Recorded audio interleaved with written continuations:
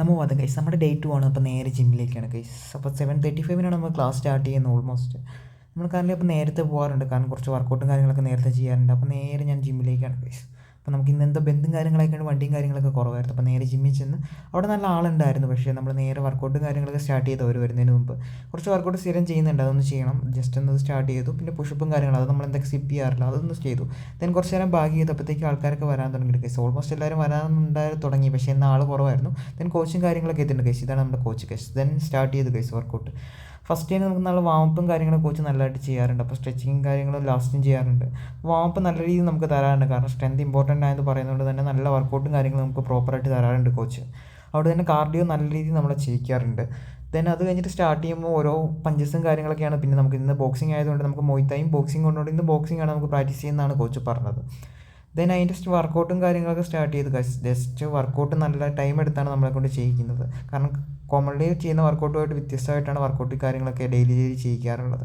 Then നമുക്ക് സ്ട്രെൻത്തിൻ്റെ വർക്കൗട്ടായിട്ട് സ്പ്രിൻറ്റും കാര്യങ്ങളൊക്കെ ചെയ്യാറുണ്ട്. 4 റൗണ്ട് വെച്ച് സ്പ്രിൻറ്റ് ചെയ്യാറുണ്ട് നമ്മളെ.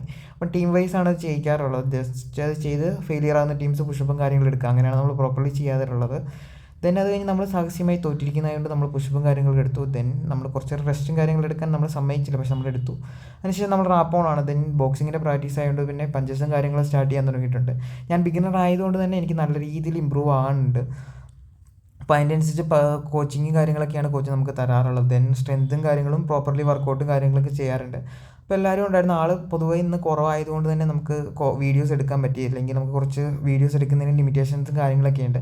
അത് കഴിഞ്ഞ് ജസ്റ്റ് വർക്കൗട്ടും കാര്യങ്ങളും ബോക്സിങ്ങിൻ്റെ ഇതെല്ലാം കഴിഞ്ഞ് ജസ്റ്റ് 2 മിനിറ്റ് പ്ലാങ്കിങ് കാര്യങ്ങളൊക്കെ ഉണ്ട്. അത് കഴിഞ്ഞിട്ട് നേരെ റൂമിലേക്കാണ് ഗൈസ്. അപ്പോൾ ഇന്നത്തെ വർക്കൗട്ടും കാര്യങ്ങളും ബോക്സിൻ്റെ പ്രാക്ടീസും കാര്യങ്ങളൊക്കെ കഴിഞ്ഞ് സ്ട്രെച്ചിങ് കഴിഞ്ഞ് നമ്മൾ നേരെ റൂമിലേക്കാണ്. അപ്പോൾ നാളത്തെ കാര്യത്തിലേക്ക് കോച്ച് എന്തൊക്കെ പറയുന്നുണ്ട്, കാരണം നാളെയും കോമൺലി ക്ലാസ് ഉള്ള ദിവസമാണ്. അപ്പോൾ അതിൻ്റെ നാളത്തെ കാര്യങ്ങളൊക്കെ പറയുന്നുണ്ട്.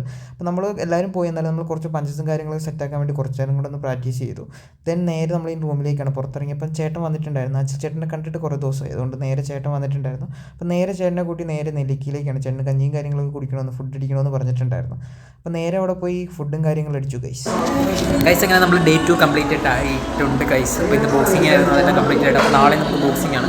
അപ്പോൾ നാളെയും വീഡിയോസ് ആയിട്ട് നമ്മൾ വരാൻ നോക്കാം ഗൈസ്. അപ്പം എല്ലാവരോടും സ്നേഹം മാത്രം. Bye bye guys.